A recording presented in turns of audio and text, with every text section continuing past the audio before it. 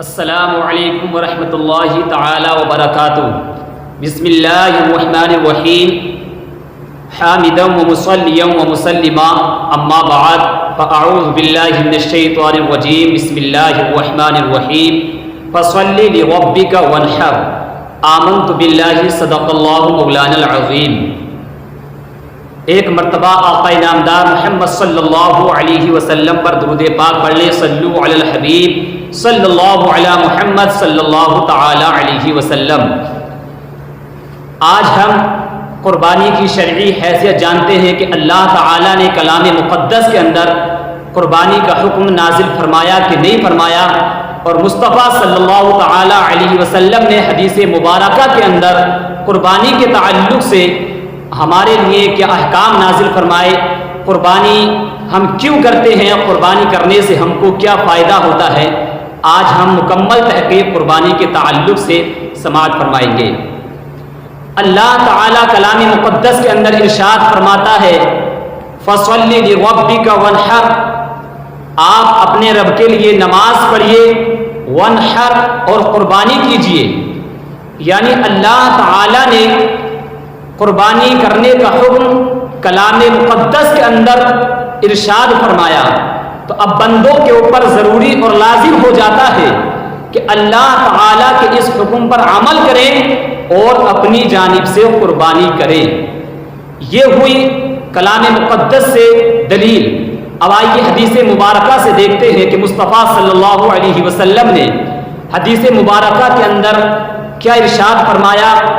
تو ابن ماجہ جلد 2 صفحہ نمبر 266 کی حدیث پاک، اور مشکات شریف صفحہ نمبر 129 کی حدیث پاک، عن زید بن ارقمہ قال قال اصحاب رسول اللہ صلی اللہ تعالی علیہ وسلم یا رسول اللہ ما هذه الاضاحی، قال سنة ابیکم ابراہیم علیہ السلام، قالوا فما لنا فيها یا رسول اللہ، قال بكل شعرة حسنة، قالوا فالصوف یا رسول اللہ، قال بكل شعرة من الصوف حسنة۔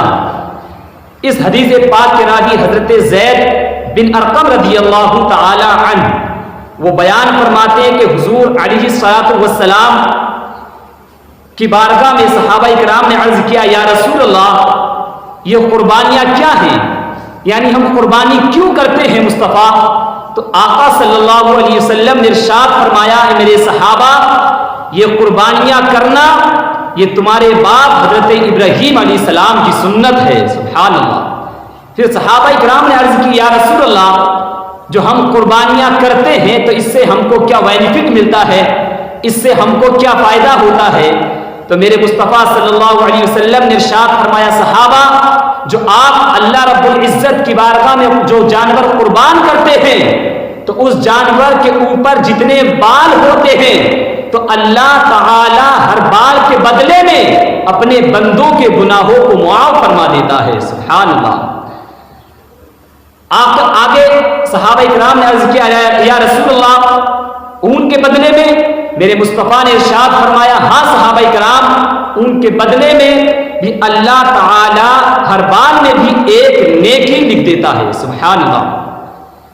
اچھا دوسری حدیث پاک دیکھیں، ترمذی شریف جلد اول صفحہ نمبر 275 پر یہ حدیث پاک موجود، اور مشکات شریف صفحہ نمبر 128 پر حدیث پاک موجود۔ عن عائشہ قالت قال رسول اللہ صلی اللہ تعالی علیہ وسلم ما عمل ابن آدم من عمل یوم النحر احب الى اللہ من احراق الدم وانه لیأتی یوم القیامۃ بقرونها واشعارها واغلاقها وان الدم لیقع من اللہ بمکان قبل ان يقع بالارض۔ محبت سے بولے سبحان اللہ۔ حضرت عائشہ اس حدیث پاک کی راویہ حضرت عائشہ رضی اللہ تعالی عنہا نے کہا کہ رسول اللہ علیہ وسلم نے ارشاد فرمایا کہ قربانی کے دنوں میں اللہ تعالی کے نزدیک بندے کا کوئی عمل اس سے زیادہ پیارا نہیں ہے، بلکہ سب سے زیادہ پیارا عمل اللہ تعالی کے نزدیک قربانی کے دنوں میں یہ ہے کہ بندہ اللہ تعالیٰ کی بارگاہ میں جانور کو ذبح کرے، اس سے زیادہ پیارا کوئی عمل نہیں ہے. یعنی ذبح قربانی کرنا یہ سب سے زیادہ محبوب اور پسندیدہ اللہ تعالیٰ کے نزدیک ان دنوں میں یہی عمل ہے. اور آگے مصطفیٰ صلی اللہ علیہ وسلم نے ارشاد فرمایا، اور وہ جانور قیامت کے دن اپنے سینگوں، اپنے بالوں اور اپنے کھروں کے ساتھ آئے گا، اور قربانی کا خون زمین پر گرنے سے پہلے پہلے اللہ تعالیٰ کے نزدیک وہ مقام قبول میں پہنچ جاتا ہے. سبحان اللہ سبحان اللہ. یہ عمل ہے، یہ ثواب ملتا ہے اس عمل کا. میرے مصطفیٰ نے ارشاد فرمایا کہ جب بندہ قربانی کرتا ہے تو قربانی کے جانور کے ہر بال کے بدلے میں اللہ تعالیٰ اپنے بندے کے گناہوں کو معاف فرما دیتا ہے، اور اس جانور کا خون زمین پر گرنے سے پہلے پہلے اللہ تعالیٰ کی بارگاہ میں وہ ذبیحہ قبول ہو جاتا ہے. سبحان اللہ. آگے تیسری حدیث پاک ابن ماجہ جلد 3 جلد 2 صفحہ نمبر 266 کی حدیث پاک، عن ابی ہریرہ قال قال رسول اللہ صلی اللہ تعالی علیہ وسلم من وجد سعۃ ولم یضحی فلا یقربن مصلانا. حضرت ابو ہریرہ رضی اللہ تعالی عنہ نے فرمایا کہ حضور اکرم صلی اللہ تعالی علیہ وسلم نے ارشاد فرمایا کہ جس میں وسعت ہو، جس کے اندر اتنی وسعت ہو، اتنا پیسہ ہو، اتنا مال ہو کہ وہ قربانی کر سکتا ہے، وہ قربانی کرنے کی وسعت رکھتا ہے، مصطفیٰ ارشاد فرماتے ہیں اور اگر وہ وسعت رکھنے کے باوجود اگر قربانی نہ کرے، میرے مصطفیٰ نے ارشاد فرمایا تو وہ ہماری عیدگاہ کے ہرگز قریب نہ آئے.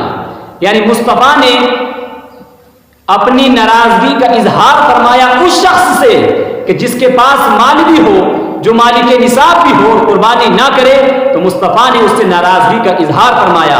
اس کا مطلب یہ ہے کہ اللہ تعالیٰ نے جس کو مالک نصاب بنایا، جس کو اتنی وسعت دی، جس کو اللہ تعالیٰ پہلے اپنے بندوں پر حکم نازل نہیں فرماتا، بلکہ پہلے اللہ تعالیٰ کا یہ کرم ہے، یہ فضل ہے کہ اللہ تعالیٰ پہلے اپنے بندوں کو مالک نصاب بناتا ہے، پہلے مالدار بناتا ہے، پہلے پیسے دیتا ہے، وہ پہلے اتنی وسعت اپنے بندے کے اندر پیدا فرما دیتا ہے اور بعد میں اللہ تعالیٰ حکم نازل فرماتا ہے.